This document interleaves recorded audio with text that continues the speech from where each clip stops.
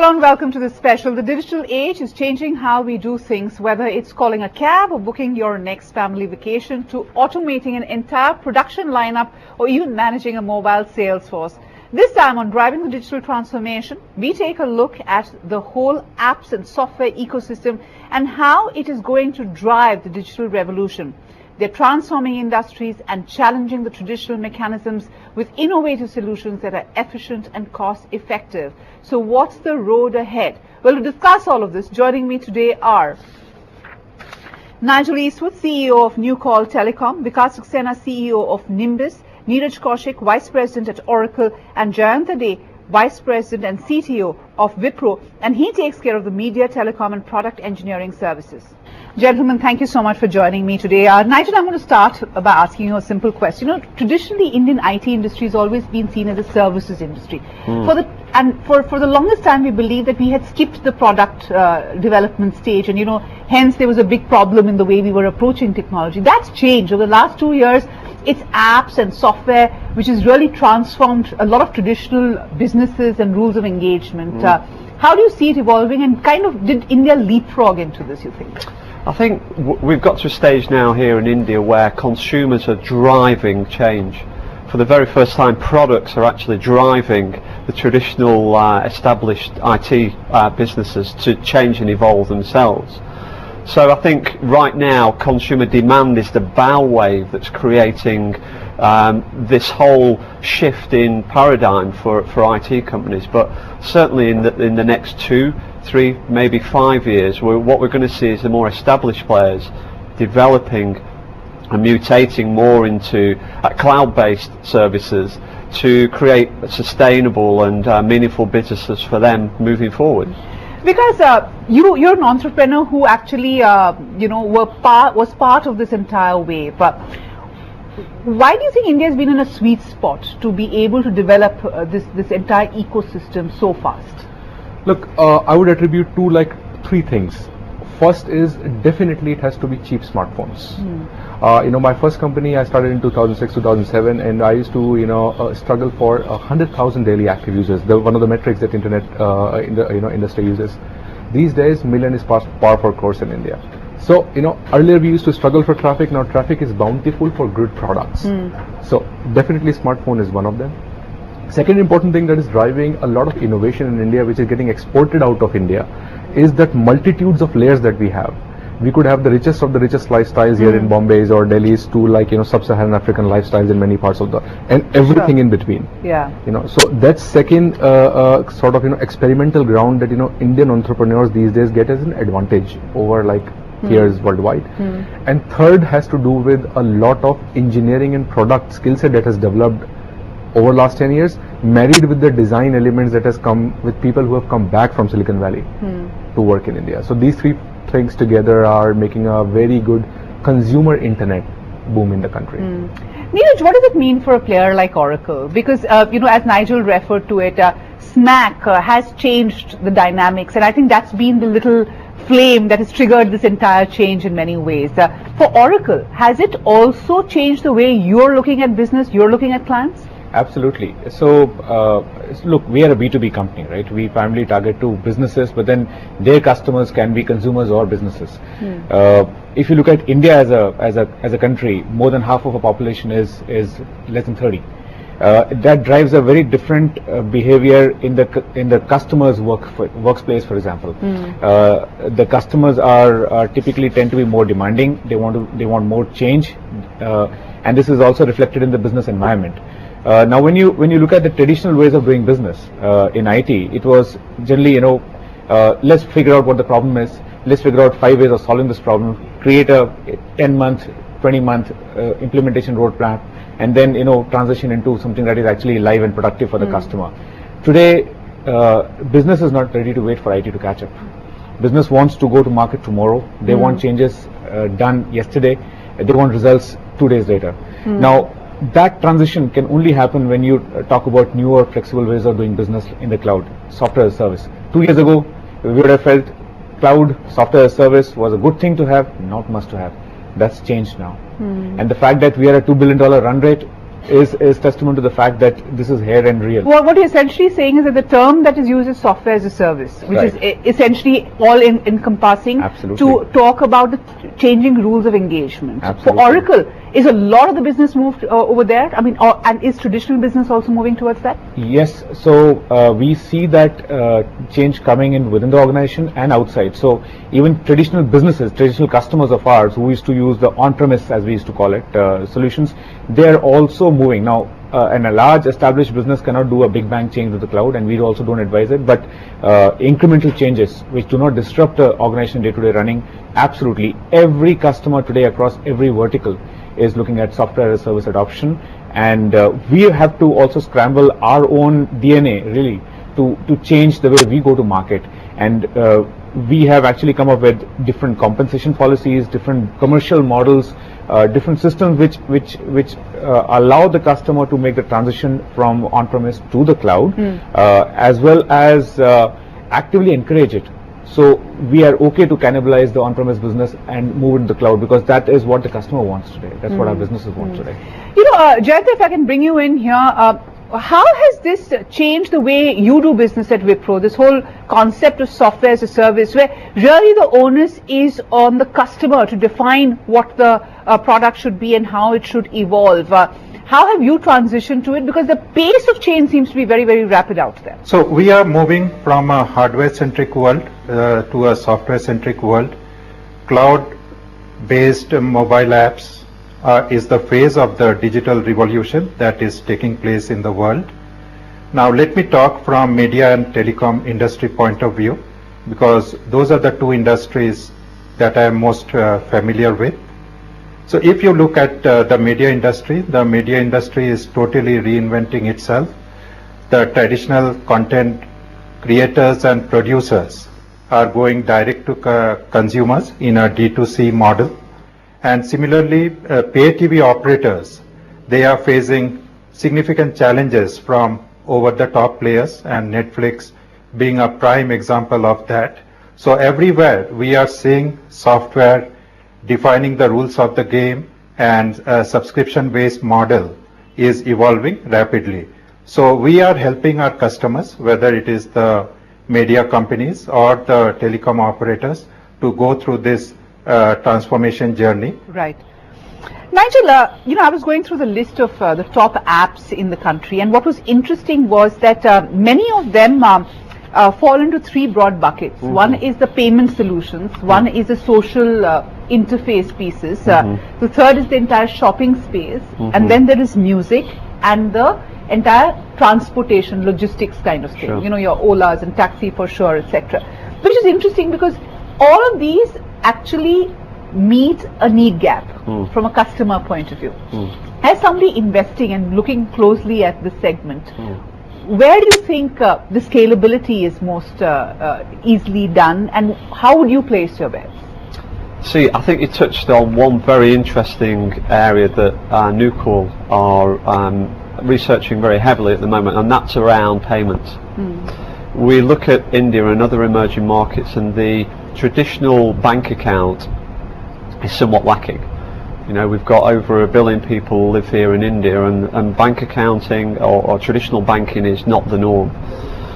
So as we've seen in India many times, the consumer can leapfrog, and I think we're going to see a whole generation leapfrogging from no bank account into mobile payments, into internet banking type arrangements very quickly.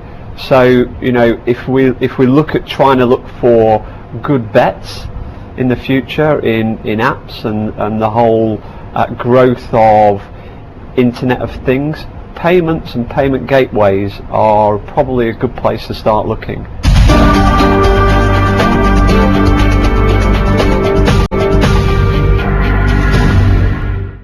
You know, I was talking to an independent expert recently, and he was saying that, you know, forget what you're seeing in e-commerce. In the next 5 years, that could be, payments could be much bigger than what we are seeing in e-commerce because of the sheer potential of it. Do you really think that's possible? Completely, because we've got this virtuous cycle where the cash is kept in the ecosystem. It doesn't go back into the traditional banking environment. So as an e-commerce player, if you tie up or even acquire a payment gateway or a banking type arrangement, you've then got total ownership of the whole ecosystem. So one can absolutely see, you know, that strategy playing out for many, many players. How do you see this? Because traditionally banking has been a core for technology software companies, and BFSI has been the biggest vertical. With this shift, how ready is the Indian technology companies to you know, kind of fuel this shift, and what are the trends that you're seeing yourself? So I think from a core technology provider perspective, I think we are ready. We are ready with the designs, the frameworks, and even in some cases the application environments to be able to support this. I think that the bottleneck that we're facing today is infrastructure. Connectivity is the single biggest bottleneck, and if the consumer is not going to be connected, then any application is not going to be working. I mean, and especially when you talk about something as critical as payments, connectivity is the only way to ensure security. And hence, as long as that infrastructural gap can be removed or sorted out, I believe from a technology provider's perspective, there are enough people putting in money into making sure that we have viable technology ready to actually increase penetration in the banking space. Because one related area is scalability, you know, in this space. And what's interesting is that while you have multiple players in a segment, there are only a handful that are expected to be able to scale up. What are the challenges in scaling? One obvious piece is really infrastructure and the ability to, you know, have the back end to fuel the kind of growth. What are the challenges as an entrepreneur that you faced? Look, scalability, this is the final grail, holy grail of, you know, any business. Like top 2, top 3 guys, you know, will win out, and there are like multiple reasons why only top 2, top 3 guys will win out. In certain businesses, there are natural network effects. People start using a service because their friends are using it, so you know that cloud keeps on growing. So that's one of the reasons why, you know, certain people scale faster. Then another important thing is we need to realize that it's not about software. See, calling this whole thing as software is like saying a Haagen-Dazs ice cream is frozen milk. It's not. You know, to develop something which is very, very likable by the end consumer is the whole bouquet. Like, you know, it has to go through product PR, nicely packaged product, not only making the product but nicely packaged product, in addition to many other things that you have to solve. So the companies that solve many of these difficulties would actually kind of come on top. Jayanta, you know, one other aspect of apps is the fact, and this whole new generation of software, is that it has disrupted a lot of the traditional businesses and the rules of engagement. We've seen that, as I mentioned earlier, in different categories, be it logistics, taxis, shopping, etc. From a media and telecom standpoint, where are the new areas that you see a lot of disruption happening, and how is it changing the rules of the game? The 2015 report of the World Economic Forum ranks India as number 115 out of 143 when it comes to network infrastructure. So there is a lot of improvement that needs to happen to our mobile network from a coverage, capacity and quality of network point of view. But having said that, we can't keep standing till the time our networks improve. A lot of innovation has to happen on software applications, on custom applications, which enable the network applications to work, although we may not have great coverage and capacity. A very good example is Facebook Lite. Now, the Facebook Lite application works even if the network conditions are poor, and it will work in a 2G network environment itself. So we will have to adapt our software applications to the local needs of India and to the local needs of the country. Okay. You know, Nigel, both Vikas and Jayanta spoke about adapting to local needs. But my question to you is that while we adapt to local needs, how do you see the transition from the current environment to a more scalable model, and how is it going to happen? Is it going to be going down deeper into India or going wider across geographies? So I think it's going to do both, actually. I think certainly when we look at going down deeper in India, one thing that really concerns me is the 51 million small to medium-sized businesses in India today that need to get on the app bandwagon in some way, shape or form in order for them to survive. After all, they produce over 50% of GDP in India. So when we look deep, you know, my real concern and my interest will be making sure that innovation not only stays at the very top cream, as you mentioned, just dipping your finger in the water almost, but goes down deep and really gets into innovation in the SMB market.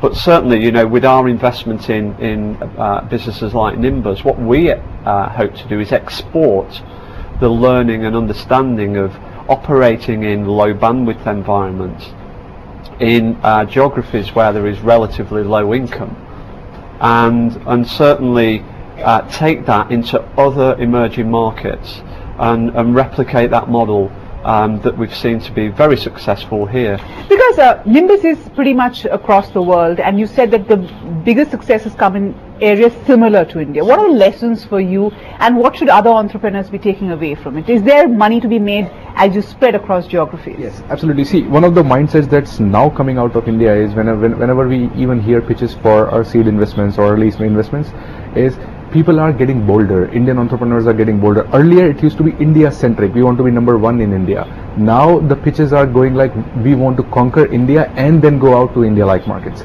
Because if you look at, let's say, let's take e-commerce, which is a very India-centric theme these days. You know, cash on delivery, same problem everywhere. Thailand, Malaysia, Indonesia, everywhere the same problem. Second, look at the bandwidth. 2G to 3G bandwidths, not as bad as India right now, but still, you know, nowhere close to a 4G high-speed scenarios. Payments, for example, again, the India-like scenarios in many countries. So the ground is fertile for ideas which have been tested in India, and India gives it scale. So first, you know, if you do, let's say, 1 billion transactions in India, it's relatively simple to do it in Malaysia.